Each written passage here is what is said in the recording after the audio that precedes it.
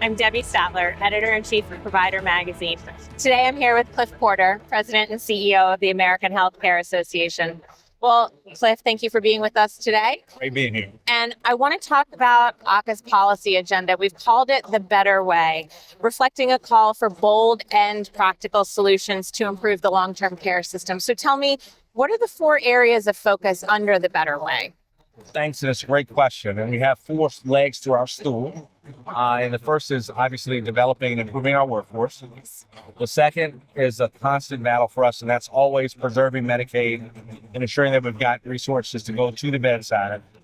The third is helping with Medicare Advantage. Obviously, Medicare Advantage continues to be a growing part of Medicare beneficiaries. We need to make sure that we're providing benefits and ensuring that those benefits actually get to our patients. And the last one, and I always call it our most favorite, is to rationalize the regulatory environment. We've got a lot of work to do there. It's been something that I've struggled with even from the very beginning of my career.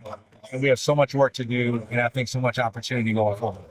Well, Medicaid was obviously in the spotlight during the budget reconciliation process earlier this year, and AHCA and its members really worked hard to protect Medicaid. But I really want to focus on workforce. Obviously, recruitment, retention, those remain super important and challenging right now in long-term care. We've sort of done a good job of coming back from the pandemic and the job losses there, but we still have a little ways to go. So how can Congress and other policy solutions really help with the workforce situation? Yeah, well, as I've always said, that, again, workforce solutions start locally. And I fundamentally feel like we always have to be focused on making sure that we have the best, environment for our employees to work in. They feel motivated, they feel led. And many of our communities offer that anyway. So that's the basis. And then the next question is, what can Congress do? And there are a lot of things that can be done. I mean, we obviously talk about immigration reform. We're hopeful that our country will get to a place where we can have a rational discussion about actually bringing in healthcare workers to our country to help meet this exploding demand for service. Obviously, the other issue always deals with training. How are we making sure that we have the capacity to train more nurses, to train more nursing assistants? And doing that is always a challenge, but I think that there are things that the government can do to help us not only create more opportunities, but more importantly, more faculty to train more nurses and hopefully produce more caregivers for the future. So for us, it's a big job and a lot of different ways to approach it. But we're going to attack what we feel are the big rocks and hopefully get something done.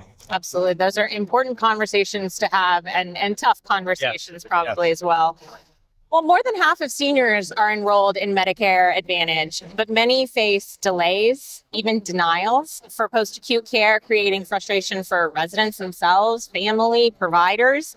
So what changes are needed to make Medicare Advantage really more responsive and reliable for seniors? Yeah, well, Medicare Advantage is here to stay, and we recognize that. Yes. And we also recognize the positives that come from Medicare Advantage. I mean, it's a growing program. Obviously, most of the actual patient days that are delivered, there's more Medicare Advantage patient days than they are fee-for-service.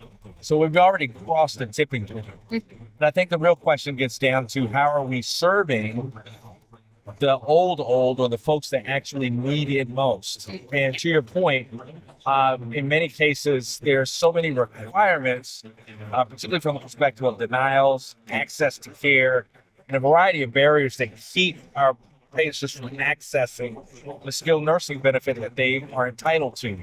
So what we want to do is we want to actually attack and deal with those barriers and tear them down, because ultimately it's the patient that loses. And we want to make sure that we create transparency and metrics so that in the end, our residents have the services that they're promised and ultimately get to take full advantage of being able to get the care they need and ultimately get back home and living their lives. Absolutely. It needs to work for everyone. Absolutely.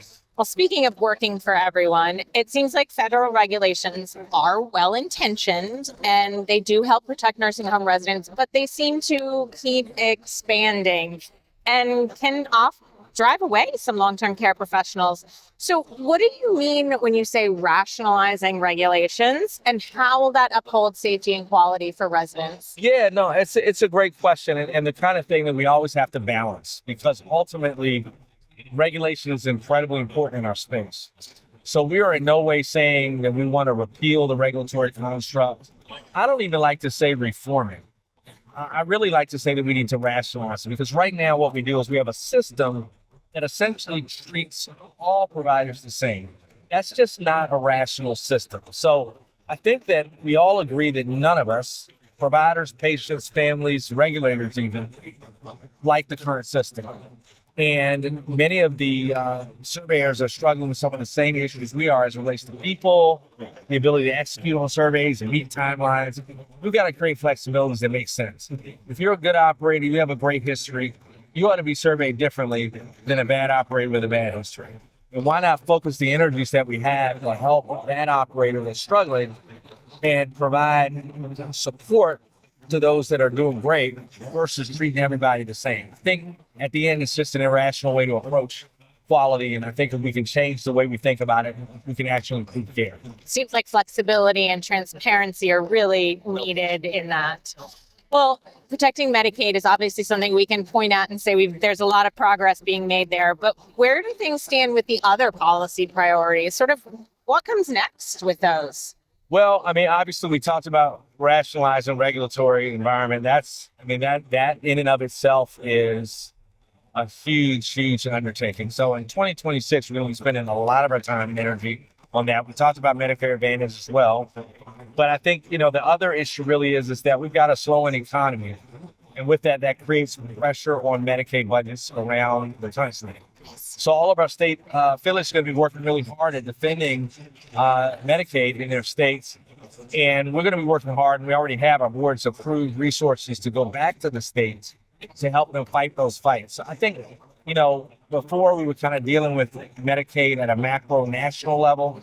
I think, when we look at 2026 and 2027 in particular, it'll be much more local. How do we make sure that the resources that are there actually get to the patients, and that we avoid cuts and avoid being in a situation where our states are suffering? So we're focused on the local stories for sure.